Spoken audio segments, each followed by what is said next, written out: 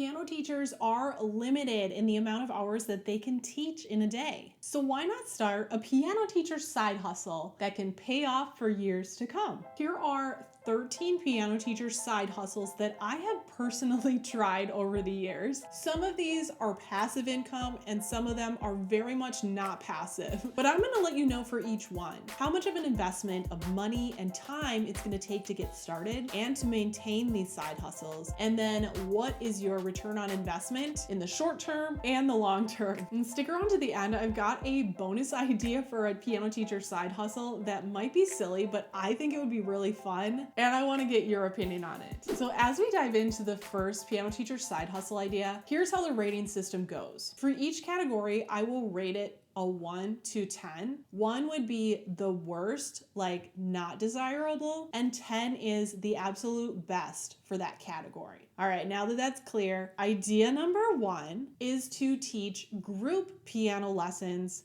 or group classes. I will link a video all about how I do group piano lessons in the description, but here are the quick facts. The initial investment as far as money goes is 10 out of 10 because you're gonna start with the equipment you already have. Now, yes, if you are going to buy an entire piano lab, that would be a really big investment, but I don't want you to do that. In fact, if you only have 2 pianos or keyboards in your studio, you can start with partner lessons, which is a form of teaching group lessons. The initial time investment, 7 out of 10, because you are going to have to do some scheduling and some rearranging, and you might have to do a little bit of marketing in order to find new students. To maintain group lessons, I'm also going to give it a 10 out of 10 for the money category, because if you do upgrade your equipment, you're going to be doing that from your profits, and you don't even have to do that. You can keep teaching on the equipment you already have. To maintain it from a time standpoint, this gets a 5 out of 10 because you're still trading your time for money with this. Although you're making more hourly, you have to show up and teach the lessons weekly. And then the ROI, which stands for return on investment. In the short term, I give this a 10 out of 10 because with the very first lesson that you book, you're making a lot of money. So it's great. You don't have to wait for the payoff.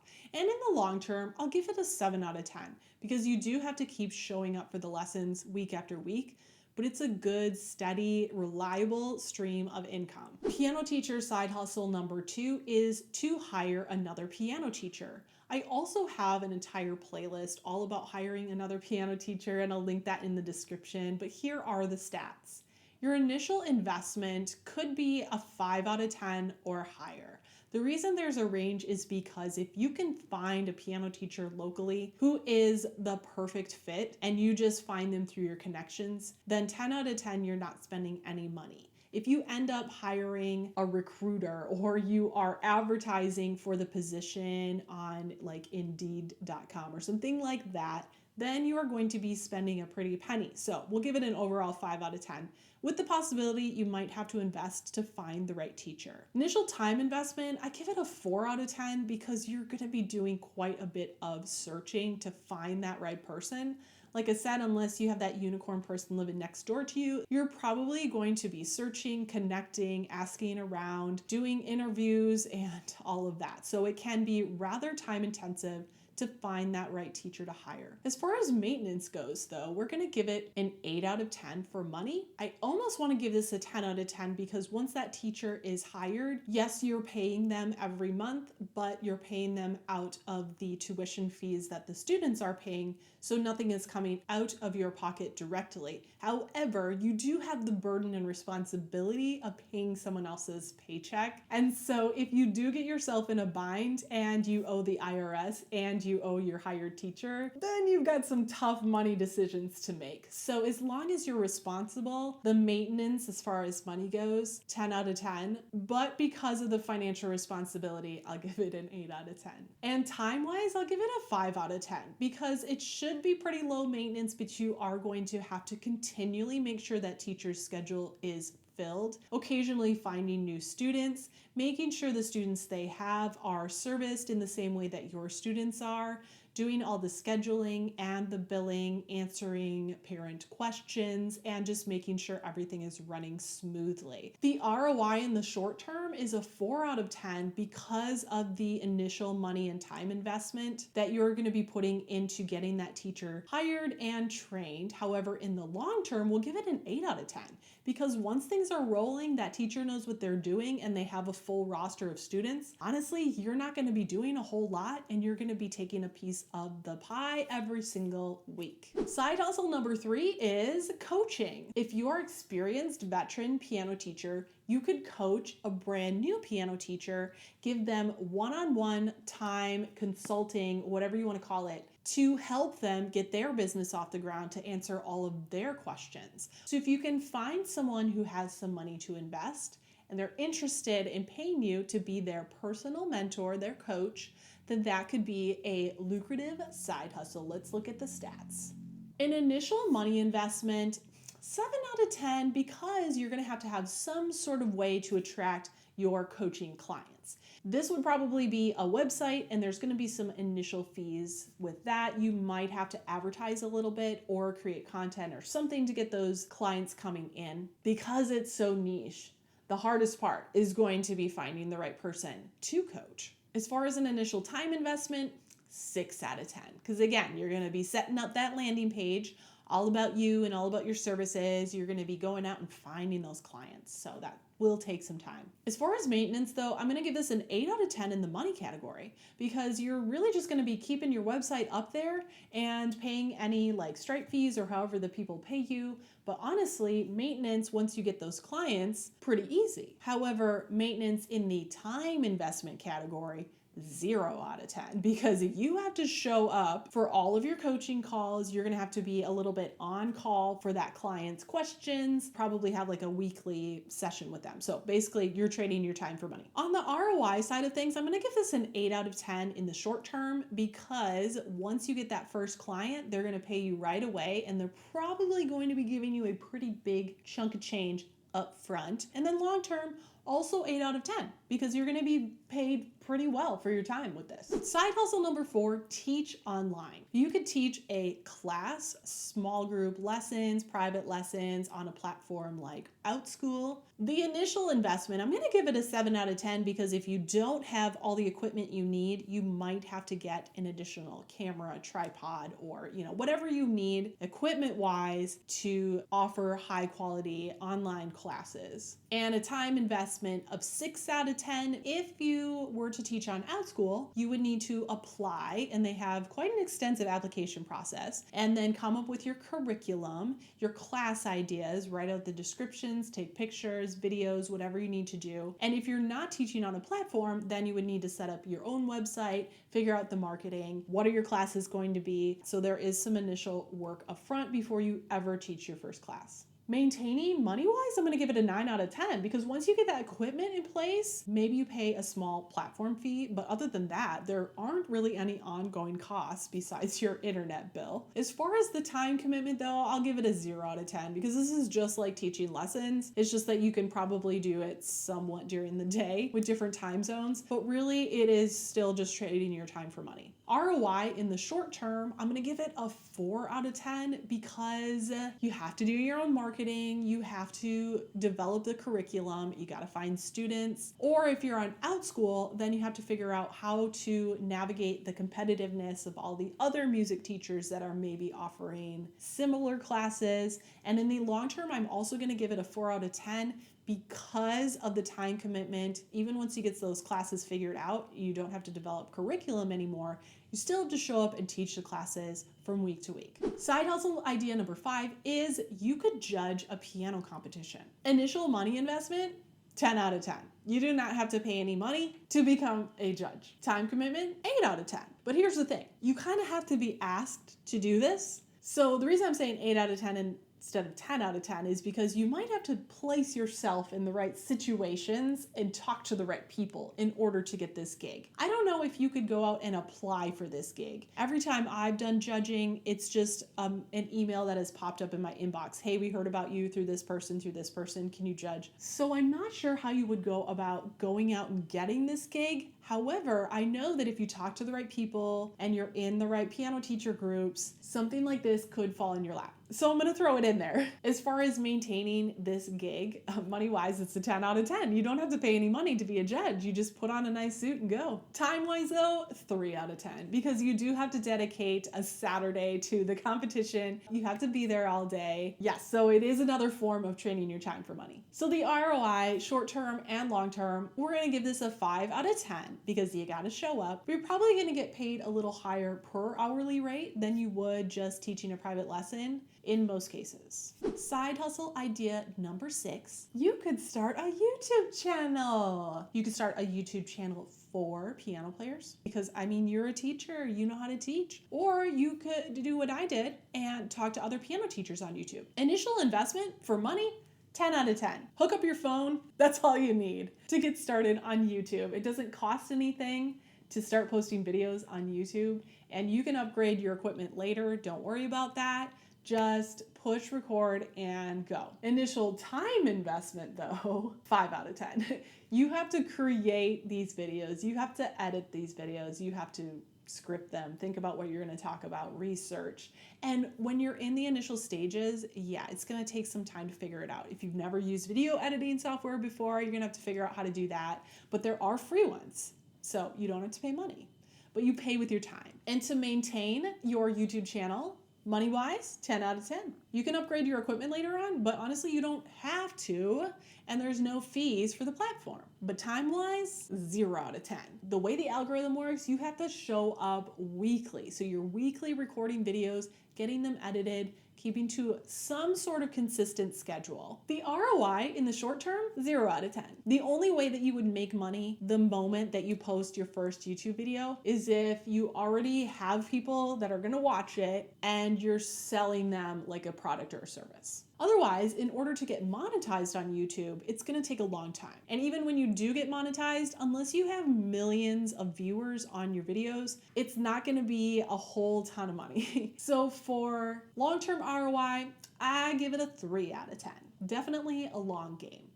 However, YouTube is better paired with another side hustle. Some of these are gonna pair together quite nicely. For instance, if you were to do YouTube along with side hustle number 7, which is to create an online course. The initial money investment for doing an online course will give it a 9 out of 10 because you don't need really any special equipment usually. You can just use your phone or whatever camera you have and microphone, but you will likely need some sort of platform to post your course on. And so that's why 9 out of 10 instead of 10 out of 10, but pretty low cost. However, time-wise, 0 out of 10. Building a course takes hours, weeks, months, years. I mean, it's a big initial investment. If you're going to do an online course, make sure that you research it before you put in all that work, because it would really suck to make the course, spend months on it, get it perfect, and then nobody wants to buy it. Not that I'm speaking from personal experience or anything. To maintain your course, 8 out of 10. You basically just have to pay either fees every time somebody buys the course, or you pay like a monthly platform fee for wherever your course is hosted. If you host it on your own website, then you're probably just paying a little bit for ads or marketing to get people there. In any case, there's gonna be some cost, but not very much. As far as time goes, now here's where the payoff comes. To maintain your course, 9 out of 10. I mean, you might have to answer some questions here and there.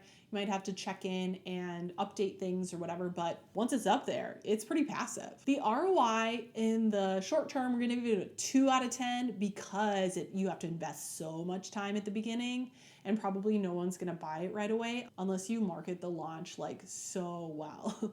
But probably it's not gonna pay off in the short term, it's gonna be in the long term. So if you can get a course that is selling regularly, then that's pretty much passive income.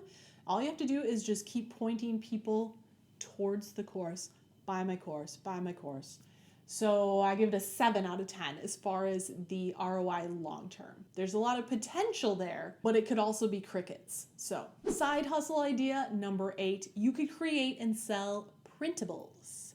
So I do this with piano teacher resources on Teachers Pay Teachers and Etsy, and I hope to do it on my own website eventually. To create printables, you really don't have to spend a whole lot of money. I have a premium account on Teachers Pay Teachers, and I pay a very small Etsy listing fee, and I pay for Canva Premium, which I use to create a lot of the printables or things related to the printables. So 9 out of 10 for the initial money investment. As far as the initial time investment, I give it a 3 out of 10. You have to create the products, which definitely takes some time. But because these are not like online course products, they are like $5 worksheet packs or whatever. They don't take as long to create, so we'll give it a 3 out of 10. To maintain, again, you probably just got some platform fees or whatever, so 9 out of 10. In the money category, in the time category, I'll give it a 7 out of 10 because generally speaking, you want a few different products and you want to keep adding products. You're going to have to keep making products and you're going to have to update the products you already have, answer customer questions and things like that. Mostly passive with digital products, a little bit of upkeep, and you want to keep making new ones. So 7 out of 10. ROI in the short term, I'm going to give it a 2 out of 10 because again, you have to make the products up front and nobody's gonna know about your products at first. They gotta build up some momentum. So unless you're pointing people to your online digital products through another platform, it's gonna take a while for you to actually make some money. However, in the long term, 7 out of 10. So I recently made a video about how my first year on Teachers Pay Teachers, so just that platform, I made $2,000 selling products that are mostly like $3 to $5. So it can add up and it can build momentum, and I think I'm on track to make a heck of a lot more than that in my second year on Teachers Pay Teachers, and that's not counting my income from Etsy, which I also have a video about. I'll link those in the description if you're curious more about that side hustle, but we'll move on to side hustle number 9. You could create your own method book. Now, you know, I love method books. I love buying them. I love talking about them. I love trying new ones. Love it, love it, love it. And I'm also working on creating my own series. And you could do this too. I'm going to give you 2 options for this. The first option is the one that I have the stats for. This would be you create your method book on your computer, save it as a PDF, sell it as a print-on-demand book on Amazon through the Kindle Direct publishing system. So this is what I'm doing with my method books. Initial money investment, 9 out of 10. Basically just my premium Canva account to help me with graphics and stuff like that. And like basically what you already have on your computer is probably good enough. So you don't really have a money investment initially. Time investment, a 0 out of 10 because you got to make that. You got to make it. Every page has to be created and perfected. It's going to take a long time. To maintain it, again, we'll say 9 out of 10. You know, you might be paying some platform fees. You probably want a website for it or whatever, but pretty low cost. And then 7 out of 10 as far as time goes, because you need to point people to your method books. Otherwise, they're not going to find them and buy them. Maintain your website and probably keep adding new method books to the line. So you have a series. Time-wise, it's a print-on-demand product. So like you don't have to like ship the books. You just create it and put it out there. ROI in the short term, let's say 2 out of 10, because again, like you had to create it, put a lot of time and effort into it, and probably no one's gonna buy it right away. But long term, I'll give it a 7 out of 10, because if this thing builds up momentum and piano teachers start using it and they like it, then they're gonna keep ordering it. So the biggest success story that we probably already know about is Andrea Dow and her Wonder Keys book. So these are actually sold on KDP, Kindle Direct Publishing, on Amazon. So she created the books digitally. And then when you order a Wonder Keys book off of Amazon, I don't know if you knew this or not, but it's actually printed by Amazon and then shipped to you. So that's why you can only get the Wonder Keys books on Amazon. It's because Andrea does not have them published at a publisher. They're published by Amazon. Isn't that cool? Now, another option you could do, you could create a book that is special for your students. Because you're not ordering like 1,000 copies from an actual publisher, it's print on demand. You can order 1 or 100 or anything in between. It doesn't matter. Like, it's the same price. So what you could do is you could create a personalized like assignment book or a personalized technique book. It's like exactly how you want to introduce the scales or something like that. And then you just upprice it a little bit so you're like paid for your time, and then just sell it to your students. That way you wouldn't have to worry about the marketing and stuff. Obviously, you're not going to get rich off of selling a book to just your students, but just a thought, because that can actually be a really great way to serve your students better and just make a little bit of cash on the side. Side hustle number 10, you could write a book. I love reading books that inspire me as a piano teacher. And I'm sure that there are some topics related to teaching piano that you are an expert on and you have insight that nobody else has. Or it's a book that nobody has thought about writing before. So again, with the magic of Amazon, you could write a book and not have to have it like officially published. You could self-publish it. So just an idea, if you are a good writer and you have innovative ideas and insights, you could write a book for other piano teachers. So the initial investment for writing a book, 10 out of 10. Just open a Word document and start writing. Time investment though, 0 out of 10. Definitely gonna take some time before you are ever able to make a penny on it. Now the maintenance, money-wise, let's give it an 8 out of 10 because you're probably gonna want a website for it, some way to market it, some way to get people to the Amazon page to buy it. However, not too much involved as far as the cost. You don't have to actually print the book. And time-wise, 8 out of 10. You're gonna wanna do some marketing, some way to point people to your book. ROI in the short term, I'm gonna give it a 1 out of 10 because again, you're putting in so much effort on the front end. Nobody knows about it right away. Nobody's gonna buy it. Long term though, let's give it a 4 out of 10. Like there's a lot of potential there, but you're not gonna get rich selling books on Amazon. Probably you're gonna be making something like $1 to $3 per book sold. However, if you sell digital books like an ebook, I think you can make a lot more than that per copy, but it really just depends on how many people are buying your book. All right, and side hustle idea number 11, you could start a blog. You could start a blog for other piano teachers, or you could start a blog for people who are learning the piano, maybe a specific personality type of self-learners or something like that. So your expertise onto a page. I know that blogs are dead, according to my daughter. She's like, oh, nobody has a blog anymore. That's not a thing. Yeah, I know. Well, I have one. So if your blog gets a lot of traffic, you can make money in a couple different ways. One is you can point people who come to your website for information to a product or service that you offer, or you can gain some affiliate marketing income if you point them to like an Amazon product or something like that. The other way you can make money is if you get ads on your website. So the initial investment, as far as money goes, I'm giving this a 6 out of 10 because of my own personal experience with a WordPress website, which is what they recommend for blogs. It's gotta be WordPress. And let me tell you how this became just a money trap. Someday I'll make a video about this. But it's like, first you have to pay for the hosting, and then there's like the websites and then the themes. And then if you want a theme builder to help you use the themes, then that's an additional yearly cost. And then there's like the security features, and then there's like the domain name, and then there's like the email. So it's like, it really adds up. So initially, to get a good blog going, honestly, it's kind of expensive.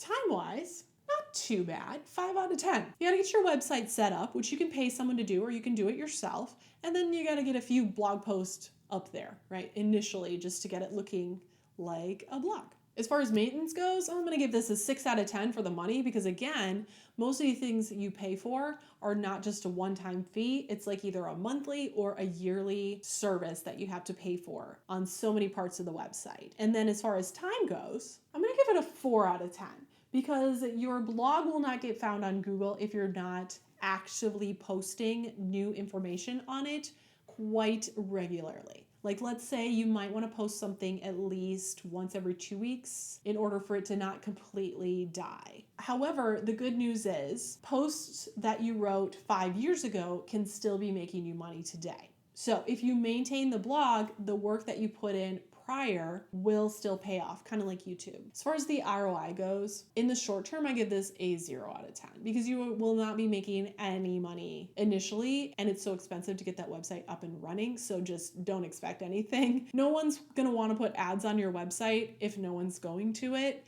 And if no one's going to it, then no one's clicking on your links either. So it takes a good amount of time. Let's say 6 months to a year before you're really gonna see any return on investment. But a long-term ROI, I'm gonna give it a 3 out of 10. Now, I've heard stories about people getting rich off of their blogs, but I don't know. I think there's potential there, but most people are successful by pairing the traffic that comes to their blog to something else. So blog is good paired with an online course or a book that you write or something like that. Because then on every blog post, you can be like, check out my book, check out my book. So that's where I think the blog is going to help you. Okay, the last two are related to each other and they are my favorite side hustle to work on. I should say my favorite side hustle is YouTube because I love you all. But this is my favorite side hustle to work on. Like I could do this all day as my real job.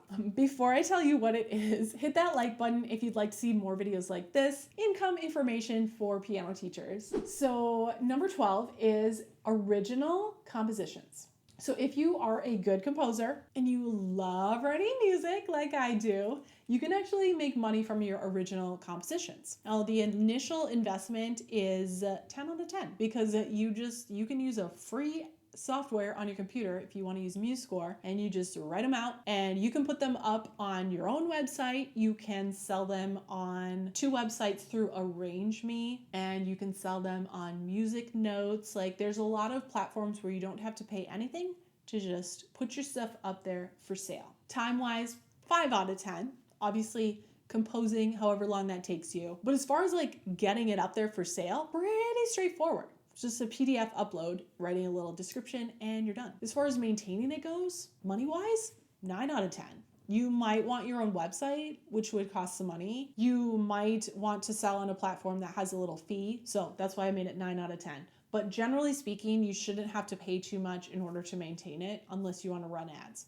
Time-wise, I'll say 6 out of 10 because chances are you're going to be a more successful composer if you like keep uploading new stuff rather than just like one song and then hope it sells. The ROI in the short term, 2 out of 10. This will not make you rich because again, nobody is going to be searching for your compositions. So you want to kind of build up your name a little bit, but long term, we'll give it a 5 out of 10. You probably make a couple of bucks for every original composition that you sell depending on how you price them. So if you start getting some traffic, some return customers, and people who like your style of writing keep coming back to your website to buy more, this could be some serious grocery money. Now 13 is related to that, and that is arrangements. Taking a title that exists already and then doing an arrangement of it. This could be like pop or movie hits, classical pieces that are still under copyright, or you could do public domain classical pieces as well. But there are a couple of platforms, which I just mentioned, and I'll link them below. There's Arrange Me, which sells on Sheet Music Direct and Sheet Music Plus, I believe, and that's through Hal Leonard. And then there is musicnotes.com. Basically, these companies own the copyright to those songs and they let arrangers use the copyright. If you were to do an arrangement of a copyrighted piece and just sell it on your own website, that is illegal. Do not do that. It's like hundreds of dollars to get the usage rights for a pop song. So you would have to sell like so many copies in order for it to be worth it. So that's why these platforms are great. They share the usage rights. You get to sell on their platform for free, and then you get a cut of the profits. So most of these stats are going to be the same as original compositions, except for one, and I will explain that in a second. Initial investment, 10 out of 10, because it doesn't cost anything to get started. Initial time investment, again, 4 out of 10, because you have to write the stuff. Maintaining, 9 out of 10 for money, because again, unless you want a website or want paid ads or something like that, you probably don't have to spend anything. And time-wise, 6 out of 10 because you just want to keep uploading new stuff to get your name out there. ROI, short-term, still 2 out of 10 because again, probably nobody is going to be finding your stuff right away. But long-term, 4 out of 10. So this one's a little bit lower than the original compositions. And the reason is, on average, you're only going to be making, I think it's like 50 cents per title that you sell. even though they sell for $4 or $5. And the reason is because they have to pay the platform that's selling it. They have to pay all of the people that wrote it and the publisher. Everybody has to get paid, so you only get a small slice of the pie on those. However, it's easier for your arrangements to get found by people on these platforms than it would be for your originals because they are searching for that. So they're searching for Flowers by Miley Cyrus. Then your arrangement will be one of a couple dozen that come up. And if they look at the preview, they listen to the demo, and they like your arrangement the best, then you just got a sale. All right, that is the end of the 13 side hustle ideas I have for you. However, here's my bonus idea. I don't know if this is ridiculous or not, but I think it'd be cute. What if you made like piano teacher merch and sold it print on demand? Clever t-shirts for music teachers or notebooks, anything else you can think of. What you can do is you can design something on your computer with a program like Canva, and then you can put them up for sale through a print on demand service like Printify. And if somebody orders it, then the order goes to the printer, gets printed and shipped to the customer, and you don't have to handle any merchandise or shipping. You're just the designer. I don't know if there's any potential to make any real money with this on a platform like Etsy that is just so saturated with print-on-demand sellers in every niche you can think of. But I don't know. I think it would be cute. I have some good ideas. So tell me what you think about that idea. Tell me which of these ideas you would like to hear more about. Like, how do I get started? Which one interests you the most? If you want to keep watching, check out this video where I talk about the numbers from my streams of income, and I update this once a year. So I will see you there.